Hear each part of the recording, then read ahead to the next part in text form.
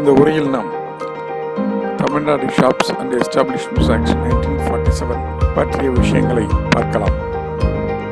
இந்த பகுதியில் பிரிவு 42 முதல் கடைசி பிரிவு, அதாவது பிரிவு 53 வரையும் உள்ள விஷயங்களை நாம் ஆராயலாம்.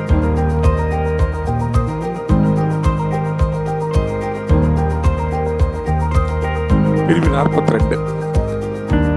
42வது பிரிவு என்ன சொல்லுது அப்படின்னு கேட்டாங்க, இந்த இன்ஸ்பெக்டர்ஸ், ஆய்வாளர்கள், அவர்களை நியமிப்பது பற்றி இந்த பிரிவு சொல்கிறது.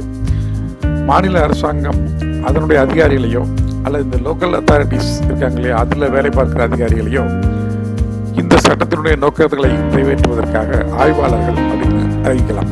இந்த ஆய்வாளர்கள், அதாவது இன்ஸ்பெக்டர்ஸ், இந்த இன்ஸ்பெக்டர்ஸ் மாநில அரசாங்கத்தினுடைய அதிகாரிகளாக செயல்படுவார்கள். இதற்கான அறிவிப்பை கெசட்ல மாநில அரசாங்கம் வெளியிடுகிறது. அதனுடன் அவர்கள் என்னென்ன வேலை செய்ய வேண்டும், அவர்களுடைய ஜூரிஸ்டிக்ஷன் என்ன அப்படிங்கிறதையும் மாநில அரசாங்கம் தெளிவுபடுத்துகிறது. இது பிரிவு 42. பிரிவு 43ல ஒரு ஆய்வாளருடைய கடமைகள் என்னென்ன அப்படிங்கிறத சொல்லுது. அதில் முதல் விஷயம் என்ன சொல்லுது அப்படின்னு கேட்டாக்க, ஒரு ஷாப்போ அல்லது ஒரு எஸ்டாப்ளிஷ்மெண்ட்டோ இருக்குது அப்படின்னு சொன்னாக்க, ஏதாவது ஒரு ரீசனபிள் டைமில், அதாவது எனக்கு அதிகாரம் இருக்குது அப்படிங்கிறதுனால நடுராத்திரியில் போகக்கூடாது, அது மாதிரி இல்லை, நார்மலான ரீசனபிள் அவர்ஸில் ஒரு எஸ்டாப்ளிஷ்மெண்ட்டுக்குள்ளேயோ அல்லது எஸ்டாப்ளிஷ்மெண்ட் அப்படின்னு நம்புறதுக்கு ஒரு போதுமான முகாந்திரம் இருக்கிற ஒரு இடத்துக்குள்ளேயோ ஒரு ஆய்வாளர் அவரும் அவருடைய உதவியாளர்களும் அந்த வளாகத்துக்குள்ளாக நுழைந்து அங்கே ஆய்வுகளை மேற்கொள்ளலாம் அல்லது சோதனைகளை செய்யலாம்.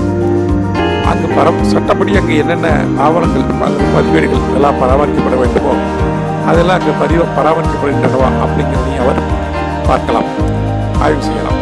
இது பிரிவு 43 வழங்கப்பட்டுள்ள அதிகாரம். இந்த ஆய்வாளர்கள், அதாவது இன்ஸ்பெக்டர்ஸ், அரசாங்கத்தினால், மாநில அரசாங்கத்தினால் நியமிக்கப்படுகின்ற இந்த ஆய்வாளர்கள், இவர்கள் எல்லாம் நம்ம பப்ளிக் சர்வெண்ட்ஸ் அப்படின்னு சொல்றோம். அதாவது இவர்கள் அரசினுடைய பணியாளர்கள் ஆவார்கள். இது இந்திய தண்டனை சட்டத்தின், இந்தியன் பீனல் கோடு பிரிவு 21 கீழ் ஆய்வாளர்கள் அனைவரும் அரசு பணியாளர்களாக கருதப்படுவார்கள். ஸோ ஒரு அரசு பணியாளருக்கு என்ன பாதுகாப்பு உண்டோ, என்ன அதிகாரங்கள் உண்டோ, அது எல்லாம் அவர்களுக்கும், இந்த ஆய்வாளர்களுக்கும் கிடைக்கும். செக்ஷன் 45 அபராதம். இந்த சட்டத்தில் பிரிவுகள் 7 முதல் 11 வரை, 13 முதல் 23 வரை, அப்புறம் பிரிவு 23, பிரிவு 25, பிரிவு 26, பிரிவுகள் 29 முதல் 41 வரை, அப்புறம் பிரிவு 47, இந்த பிரிவுகளில் கூறப்பட்டுள்ள விஷயங்கள். இந்த விஷயங்கள் எல்லாம் ஒரு நிறுவனமோ அல்லது ஒரு கடையோ முதல் முறையாக மீறுகிறது என்று சொன்னால், வயலேட் பண்றது அப்படின்னு சொன்னாக்க, அவங்களுக்கு முதல் முறையாக மீறும் பொழுது 5000 ரூபாய் வரையில் அவங்களுக்கு அபராதம் விதிக்கப்படலாம், ஃபைன் இம்போஸ் பண்ணலாம். அப்படி முதல் முறை மீறினதுக்கு அப்புறம் 2வது முறையாக மீறினார்கள் அப்படின்னு வச்சுக்கங்களேன், அல்லது அதற்கு மேலும் ஒவ்வொரு தடவையும் மீறி அது மாதிரி நடக்கிறாங்க அப்படின்னு சொன்னால் ஒவ்வொரு தடவைக்கும் அவங்களுக்கு 10,000 ரூபாய் வரையிலும் அபராதம் விதிக்கலாம். அடுத்தது பிரிவு 45A. இதுல என்ன சொல்றாங்க அப்படின்னு கேட்டாக்க, பிரிவு 41Aயில் கூறப்பட்ட விஷயங்களை பின்பற்ற தவறினால் விதிக்கப்படுகின்ற அபராதம்.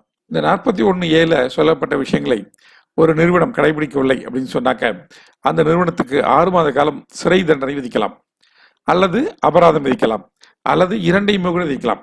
ஸோ 6 மாத கால சிறை தண்டனை அல்லது அபராதம் அல்லது இரண்டுமே விதிக்கப்படலாம். இது தொடர்ந்து கொண்டிருந்தது என்று சொன்னால், இந்த வயலேஷன் கண்டினியூஸாக அவங்க பண்ணிட்டே இருக்காங்க அப்படின்னு சொன்னால், அந்த மாதிரி தொடர்கின்ற ஒவ்வொரு நாளைக்கும் 200 ரூபாய் வீதம் அபராதம் விதிக்கப்படும். ஸோ முதல் முறையில் தொடரும் பொழுது ஒரு அபராதம் விதிக்கப்படும் அல்லது தண்டனை விதிக்கப்படும்.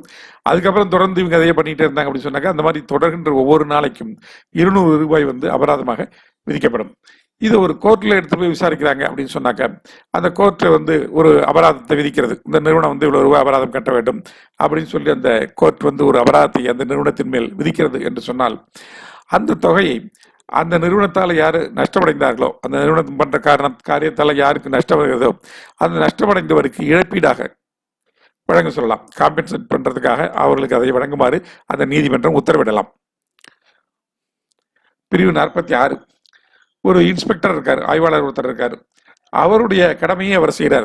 உதாரணமா அவர் ஏதோ ஒரு சந்தேகப்படுறாரு, அதுக்காக ஒரு நிறுவனத்துக்குள்ளார போய் அங்க சோதனைகளை மேற்கொள்கிறார் அப்படின்னு சொன்னாக்க, அப்ப அவர் அந்த நிறுவனத்துக்குள்ளார போக விடாமல் ஒருத்தர் தடுக்கிறாரு.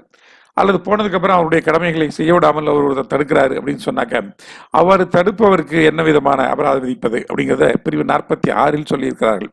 ஸோ இந்த சட்டத்தின்படி ஒரு ஆய்வாளருக்கு விதிக்கப்பட்டுள்ள கடமையை அவர் செய்யும் பொழுது அவரை அவ்வாறு செய்ய விடாமல் தடுத்தால், அல்லது அவருடைய உதவியாளர் இருந்து அவரையும் அவருடைய பணியை செய்ய விடாமல் தடுத்தால், அல்லது இந்த ஆய்வாளர் ஏதோ ஒரு வழிமுறைகளை சொல்றாரு, இப்படி செய்யுங்க அப்படி செய்யுங்க அப்படின்னு சொல்றாரு, அதை செயல்படுத்தாமல் இருந்தால் அந்த மாதிரி இருக்கிறவங்களுக்கு, அந்த நிறுவனங்களுக்கு அல்லது அந்த கடைகளுக்கு 250 ரூபாய் 250 rupees வரலையும் அபராதத்தை விதிக்கலாம். இது ஆய்வாளர்களை பணி செய்ய விடாமல் அல்லது கடமையை செய்ய விடாமல் தடுப்பவர்களுக்கான அபராதம். 46A இந்த காம்பவுண்டிங் ஆஃப் அஃபென்சஸ் பற்றி சொல்லுது. இந்த சட்டத்தின் கீழே சில குற்றங்களை நாம் செய்கிறோம் அல்லது சில தவறுதல்களை நாம் செய்கிறோம் அப்படின்னு சொன்னாக்க அதுக்கு ஒரு தண்டனை விதிக்கலாம். அப்படி தண்டனை நம்ம மீது குற்றம் சுமத்தப்பட்டு விட்டது, குற்றம் சுமத்தினதுக்கு அப்புறமோ அல்லது அதுக்கு முன்னாடியோ கூட நாம் இதை காம்ப்ரமைஸ் பண்ணிக்கலாம். காம்ப்ரமைஸ் பண்ணுறது அப்படின்னு சொன்னாக்க இதுக்கு உண்டான ஒரு அமௌண்ட்டு, அந்த அமௌண்ட்டை கவர்மெண்ட்டுக்கு கட்டிட்டு அந்த குற்றத்திலிருந்து நான் செய்தது தவறு தான் அப்படின்னு சொல்லி அதை ஒத்துக்கணும். நம்ம செய்த குற்றத்தை ஒத்துக்கொண்டு அதற்கு என்ன அரசாங்கம் என்ன தொகை சொல்லுறது அந்த தொகையை செலுத்திவிட்டால் நாம் இந்த குற்றத்திலிருந்து விடுவிக்கப்பட்டு விடலாம். அதுதான் இந்த பிரிவு 46A காம்பவுண்டிங் ஆஃப் அஃபென்சஸ் அப்படின்னு சொல்றது. ஸோ அந்த 45 அல்லது 49 கீழ் உருவாக்கப்பட்ட விதிமுறைகளின் கீழ் செய்யப்பட்ட தவறை குற்றம் சுமத்துவதற்கு முன்போ அல்லது பின்போ அந்த கோர்ட்ல போயிட்டு சார்ஜ் ஷீட் ஃபைல் பண்ணுறதுக்கு முன்னாடி அல்லது அதுக்கப்புறம் கூட பண்ணிக்கலாம். தொழிலாளர் நல ஆணையர் அல்லது அவருடைய அதிகாரம் பெற்ற ஒரு அதிகாரியில் அவர் இதை சமரசம் செய்து கொள்ள அனுமதிக்கலாம். அவர் இந்த குற்றத்தை நீங்க சமரசம் செய்து கொள்கிறோம் அப்படின்னு சொல்லி அவர் அனுமதிக்கலாம். அப்படி அனுமதிச்சார் அப்படின்னு சொன்னாக்க அவர் எவ்வளவு தொகை சொல்றாரோ அந்த தொகையை நாம மாநில அரசாங்கத்திற்கு செலுத்த வேண்டும். இவ்வாறு ஆனா இப்படி சமரசம் செய்வதற்காக நீங்க ஒரு தொகையை அவங்க சொல்றாங்க, நீங்க அதை கட்டுறீங்க அப்படின்னா இந்த தொகை உண்மையிலேயே அந்த குற்றத்துக்கான ஒரு தண்டனை விதிக்கப்படுதுன்னு வச்சுங்க, அதுலயும் ஒரு அமௌண்ட் விதிக்கப்படும், அபராதமாக விதிக்கப்படுது அப்படின்னு சொன்னா, உதாரணமா ஒரு 10,000 ரூபாய் உங்களுக்கு அபராதமாக விதிக்கப்படுவதற்கு வாய்ப்பு இருக்கு அப்படின்னு சொன்னா இந்த சமரசம் பண்ணி கொள்கின்ற தொகை அந்த 10,000 விட, அதாவது உண்மையிலேயே அந்த குற்றத்துக்கு என்ன தண்டனை விதிக்கப்படுமோ அந்த தொகையை விட அதிகமாக இருக்கக்கூடாது. அதுதான் அதில் ரொம்ப முக்கியமான விஷயம். ஸோ அப்படின்னாக்க நீங்கள் அந்த குற்றத்தை விசாரிக்கப்பட்டு அந்த தண்டனையை நீங்கள் கட்டலாம். இதை சமரசம் பண்ணிக்கொள்ள வேண்டிய அவசியம் இல்லாமலே போய்விடும்.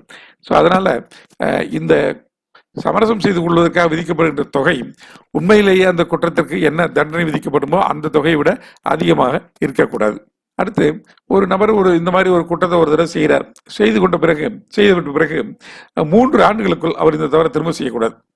அப்படி இதே தவறையோ அல்லது இதே போன்ற தவறையோ செய்தால் அவருக்கு துணைப்பிரிவு 1 கூறப்பட்டுள்ள எந்த விஷயமும் பொருந்தாது. அதாவது இவர் திரும்ப இதே தவிர மீண்டும் செய்துவிட்டு திரும்பவும் இதே மாதிரி சமரசம் பண்ணிக்க முடியுமா அப்படின்னு கேட்டாங்க, அவர் அது மாதிரி பண்ணிக்கொள்ள முடியாது. ஸோ 3 ஆண்டுகளுக்குள்ளார அவர் மீண்டும் இதே தவறை செய்தால் அவர் மீது வழக்கு நடத்தப்பட்டு அவருக்கு தண்டனை விதிக்கப்படும்.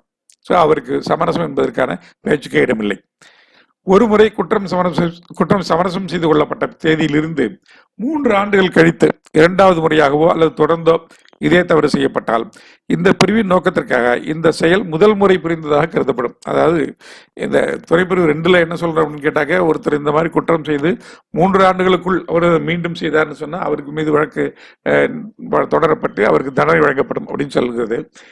இதுக்கு விளக்கம் என்ன அப்படின்னு கேட்டாக்க, இந்த 3 ஆண்டுகள் கழித்து ஒரு தவறு செய்யறாருன்னு வச்சுங்க, அப்ப இந்த தவறை அவர் மீண்டும் முதல் முறையாக செய்வது போல் எடுத்துக்கொள்ளப்பட்டு அவருக்கு தண்டனை வழங்கப்படும் அல்லது அவர் கேட்டால் சமரசம் செய்து கொள்வதற்கு அனுமதிக்கப்படும் அப்படிங்கிறது விளக்கம். இதுக்கு துணைப்பிரிவு 1 கீழ் ஒரு குற்றம் சமரசம் செய்து கொள்ளப்பட்டால் இந்த விஷயத்துக்காக குற்றம் புரிந்தவர் மீது மேல் நடவடிக்கைகள் எதுவும் எடுக்கக்கூடாது. அப்படி சமரசம் பண்ணிக்கிட்டதுக்கு அப்புறம் அவர் மேல ஏதாவது நடவடிக்கை எடுக்கலாமா அப்படின்னு சொன்னாக்க அப்படி நடவடிக்கை எடுக்கக்கூடாது. ஏன்னா சமரசம் அவர் தான் குற்றத்தை ஒப்புக்கொண்டு விட்டார், குற்றம் புரிந்தவருக்கு இந்த அபராதத்து மாதிரி தொகை விதிக்கப்பட்டு அவர் அதையும் கட்டிட்டாரு, காம்ப்ரமைஸ் பண்ணிட்டாச்சு. அதுக்கப்புறம் அவர் மேல எந்த விதமான சட்ட நடவடிக்கைகளும் தொடரக்கூடாது. அவர் ஒருவேளை அவர் கைது செய்யப்பட்டு அவர் காவல் வைத்து சங்க வச்சிருக்காங்க அப்படின்னு வச்சுங்க, அப்படி இருந்தாக்க அவர் காவலில் இருந்தவரை நீங்கள் விடுவித்து விட வேண்டும்.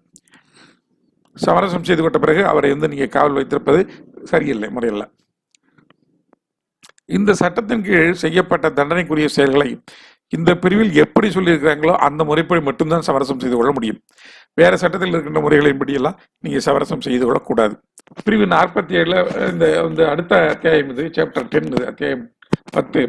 இதில் வந்து 47வது பிரிவில் இந்த டாக்குமெண்ட்ஸ் எல்லாம் எப்படி மெயின்டைன் பண்ணுறது, maintenance of registers and records and display of notices அப்படின்னு சொல்கிறாங்க. இந்த மாநில அரசாங்கம் பிறப்பிக்கும் பொதுவான அல்லது சிறப்பு ஆணைகளின் அடிப்படையில் அரசாங்கம் குறிப்பிடுகின்ற பதிவேடுகள், சில ரெஜிஸ்டர்ஸ், கவர்மெண்ட் சொல்றது, சில டாக்குமெண்ட்ஸ், இதெல்லாம் வந்து இந்த பணி வழங்கும் நிறுவனங்கள் பராமரிக்க வேண்டும். அதே மாதிரி இந்த கவர்மெண்ட் கொடுக்குற நோட்டீசஸ், சில நோட்டீசஸ்லாம் கொடுக்குறாங்க இல்லையா, அதாவது இந்த கடை எத்தனை நாள் செயல்படும், என்னன்னைக்கு விடுமுறை, அல்லது இந்த இங்கே இருக்கிறவர்கள் வந்து என்ன வேலை செய்ய வேண்டும், எந்த வேலைகளை செய்யக்கூடாது அப்படிங்கிறதெல்லாம் பற்றி நோட்டீஸ் வழங்குறாங்க இல்லையா. இந்த நோட்டீஸ் எல்லாம் வந்து டிஸ்பிளே பண்ணி வைக்கணுங்க. இந்த கடையில் வந்து தெரிகிற மாதிரி, மற்றவங்களுக்கு தெரிகிற மாதிரி கடையில் இது எல்லாத்தையும் டிஸ்பிளே பண்ணி வைக்கணும். இது வந்து பிரிவு 47 சொல்லப்படுகிறது. அடுத்து 48, இது வந்து delegation of powers. Delegation of பவர்ஸ்ன்றது அதிகார பகிர்வு. அதாவது இந்த சட்டத்தில் மாநில அரசாங்கத்திற்கு இருக்கின்ற அதிகாரங்கள் இருக்கு இல்லையா, ஒன்று அல்லது அதற்கு மேற்பட்ட அதிகாரங்களை மாநில அரசாங்கம் தன்னுடைய அதிகாரிகளுக்கோ அல்லது தனக்கு கீழ் இருக்கின்ற ஒரு அமைப்புக்கோ இந்த அதிகாரங்களை நீங்கள் இதை பிரயோகப்படுத்துங்கள் என்று வழங்கலாம்.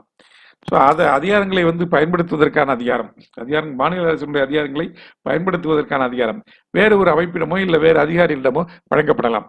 அவர்கள் எவ்வாறு செயல்பட வேண்டும், அவங்க நினைச்ச மாதிரிலாம் அவங்க செயல்பட முடியாது. ஸோ இந்த அதிகாரங்கள் அவர்களுக்கு வழங்கப்பட்டாலும் அவர்கள் என்னென்ன கட்டுப்பாடுகளுடன் செயல்படணும் அப்படிங்கிறதையும் வந்து மாநில அரசாங்கம் தன்னுடைய அறிவிப்பில் குறிப்பிடலாம். ஸோ அரசாங்கம் சொல்கிறபடி தான் அவர்கள் வந்து நடந்து கொள்ள முடியும். அதிகாரங்கள் அவர்களுக்கு பகிர்ந்தளிக்கப்பட்டாலும் கூட அரசாங்கத்தினுடைய நிபந்தனைகளின்படித்தான் அவர்கள் வந்து ஆலோசனைப்படி, நிபந்தனைப்படி தான் அவர்கள் செயல்பட முடியும். இது அதிகார பகிர்வு அல்லது டெலிகேஷன் ஆஃப் பவர்ஸ். இந்த அதிகாரம் வழங்கப்படுகிறது இல்லையா, தன்னுடைய அந்த அரசாங்கம் வந்து தனக்கு கீழ் இருக்கின்ற ஒரு அதிகாரிக்கோ அல்லது தனக்கு கீழ் செயல்படுகின்ற இன்னொரு அமைப்பிற்கோ இந்த அதிகாரத்தை பகிர்ந்து வழங்குகிறது. ஆனால் அந்த நபர் அந்த மாதிரி அந்த இதை செய்யும் பொழுது, அதிகாரத்தை பயன்படுத்தும் பொழுது, அந்த மாநில அரசாங்கமோ அல்லது அந்த மாநில அரசாங்கத்தினால் அங்கீகரிக்கப்பட்ட இன்னொரு நபர் அவர்களுடைய கட்டுப்பாட்டுக்கும் பரிசீலனைக்கும் உட்பட்டது. ஸோ அதாவது அரசாங்கமே கட்டுப்படுத்தலாம், அல்லது இன்னொரு நபர் கூட, அரசாங்கத்தினால் அங்கீகரிக்கப்பட்ட இன்னொரு நபர் கூட இதை வந்து கட்டுப்படுத்தலாம், அவர்களுடைய செயல்களை வந்து பரிசீலனை செய்யலாம். இவ்வாறு யாருக்கேனும் அங்கீகாரம் வழங்கப்பட்டிருந்தால் அவர்களை கட்டுப்படுத்தவும் அவர்களுடைய செயல்கள் மற்றும் நடவடிக்கைகளை பரிசீலனை செய்யவும் மாநில அரசுக்கு அதிகாரம் இருக்கிறது. அதான் இதில் சொல்றாங்க. ஸோ அவங்களுடைய பவர்ஸ் வந்து அவ்வளோ இண்டிபெண்டாக இல்லை, அது வந்து மாநில அரசாங்கம் கட்டுப்படுத்தத்தான் செய்யும். Power to make rules. 49வது பிரிவு விதிமுறைகளை உருவாக்குவதற்கான அதிகாரம். அதாவது இந்த ஆக்டில் இருக்கிற இடங்கள்ல நிறைய இடங்கள்ல வந்து கூறப்பட்டபடி, பரிந்துரைக்கப்பட்டபடி, ப்ரெஸ்கிரைப்டு அப்படின்லாம் வருது இல்லையா, அதுக்காக வந்து தனியாக ரூல்ஸை வந்து இந்த கவர்மெண்ட் வந்து ஃபார்ம் பண்ணலாம். அந்த ரூல்ஸ் எல்லாம் ஃபார்ம் பண்ணுறதுக்கு தான் வந்து இந்த அதிகாரம். பிரிவு 49 விதிமுறைகளை உருவாக்குவதற்கான அதிகாரம். இந்த சட்டத்தின் நோக்கங்களை செயல்படுத்துவதற்கு தேவையான விதிமுறைகளை உருவாக்குகின்ற அதிகாரம் மாநில அரசுக்கு உள்ளது. ஸோ இதுக்கான தனியாக ஒரு ரூல்ஸ் அப்படின்னு ஒன்று தனியாக போட்டு உருவாக்கி அவங்க கொடுக்கலாம். இந்த விதிமுறைகளை மீறினா, யாராவது மீறி செயல்பட்டால் அதுக்கு வந்து 50 ரூபாய் வரை அபராதம் விதிக்கப்படும் அப்படிங்கிறதையும் அவங்க குறிப்பிடலாம். இந்த பிரிவின் கீழ் விதிமுறைகளை இவ்வாறு உருவாக்கி கொள்ளலாம். விதிமுறைகளை நீங்கள் உருவாக்குவதற்கு முன்னால் அவற்றை பப்ளிஷ் பண்ணணும். பப்ளிஷ் பண்ணி மக்களுடைய ஒப்பீனியன்லாம் அதில் கேட்டுக்கிட்டு அதுக்கப்புறம் தான் நீங்கள் இதை வந்து நடைமுறைப்படுத்த முடியும். ஸோ விதிமுறைகளை உருவாக்கிட்டேன்னா உடனே அப்படியே நீங்கள் ஆர்பிட்டரியாக வந்து உடனே அதை செயல்படுத்த முடியாது. அதுக்கு முன்னாடி அதை வந்து பப்ளிஷ் பண்ணி அதில் மக்கள் அதெல்லாம் பார்த்து அதில் அவங்களுடைய கருத்துக்களை எல்லாம் தெரிவித்த பிறகு அதுக்கப்புறம் தான் நீங்கள் இதை வந்து செயல்படுத்த முடியும். அந்த ஒரு டேக்கோட தான் இந்த பவர் கிடைக்குது. இந்த பிரிவின் கீழ் உருவாக்கப்படும் அனைத்து விதங்களுமே வந்து கவர்மெண்ட் கெசட்ல வந்து வெளியிடப்பட வேண்டும். தமிழ்நாட்டை பொறுத்தவரை ஃபோர்த் இன்சார்ஜ் கெசட், அந்த கெசட்ல வந்து வெளியிடப்பட வேண்டும். அப்படி வெளியிட்டாச்சு அப்படின்னு சொன்னாக்க அது இந்த சட்டத்திற்கு என்ன பவர் இருக்கோ அதே பவர் அந்த ரூல்ஸுக்கும் வந்துடுது. ஸோ அந்த ரூல்ஸை, இந்த சட்டத்தை மீறினா எப்படி தண்டிக்கலாமோ அதே மாதிரி இந்த ரூல்ஸை மீறினால் அதுக்கும் தண்டிக்கலாம். ஸோ அந்த கெசட்ல இதை வெளியிட்ட உடனே அந்த சட்டம் அப்படிங்கிற ஒரு அதிகாரம் அதுக்கு வந்து விடுகிறது, அந்த ஒரு ரூல்ஸுக்கும் வந்து வந்துடுது. இந்த சட்டம் வந்து ஒரு நிறுவனத்திற்கு வந்து அமலுக்கு வருதுன்னு வச்சுங்களேன்.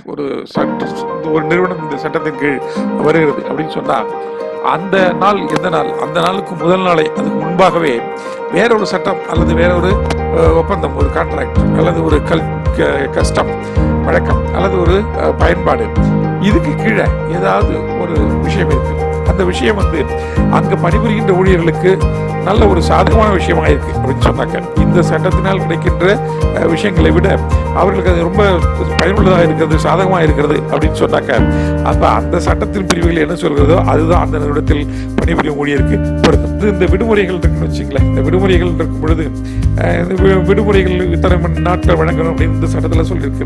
இதுக்கு முன்னாடி ஏதோ ஒரு ஒப்பந்தம் இருக்கு. அந்த ஒப்பந்தத்தின் அடிப்படையில் இதோட அதிகமான நாட்கள் அவர்களுக்கு விடுமுறையாக வழங்கப்பட வேண்டும் அப்படின்னு இருந்தது அப்படின்னு சொன்னாக்க, அல்லது ஒரு கஷ்டம் இந்த மாதிரி இருக்கு அப்படின்னு சொன்னாக்க, அப்போ அவங்களுக்கு அந்த விடுமுறைகளை தான் நீங்க வழங்கணும். ஸோ அந்த விஷயங்கள் தான் அவர்களுக்கு ஃபேவரபிளா இருக்கு அப்படின்னு சொன்னா அதுதான் உங்களுக்கு கிடைக்கும். ஸோ இந்த சட்டத்தினுடைய பிரிவுகள் உங்களுக்கு அப்போ அது பொருந்துறதில்லை. இந்த கமிஷனர் ஆஃப் லேபர் இருக்கார் இல்லையா, சில கொஸ்டின்ஸ் வரும் பொழுது அந்த பிரச்சனைகளை சில கேள்விகள் எழும்பொழுது அந்த கேள்விகளுக்கான விடைகளை இந்த லேபர் கமிஷனர், தொழிலாளர் நல ஆணையர் அவரே தீர்ப்பளிக்கலாம்.